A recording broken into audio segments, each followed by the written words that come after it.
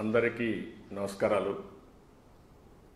దేశంలో మొట్టమొదటిసారిగా జాతీయ మహిళా పార్లమెంట్ని మన అమరావతిలో పవిత్ర సంఘంలో ఈ నెల 10, 11, 12 తారీఖుల్లో నిర్వహిస్తున్నాం.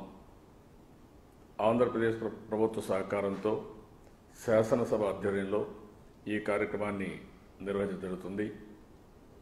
దేశంలో ఉండే 100 మంది పార్లమెంట్ సభ్యులు, 400 పైన శాసనసభ్యులు, దేశ విదేశాల్లో నిష్ఠాతులైనటువంటి ఆర్థిక, రాజకీయ, సామాజిక, విద్యా, వైద్య రంగాలకు సంబంధించి మహిళా ప్రతినిధులు పెద్ద ఎత్తున వస్తున్నారు.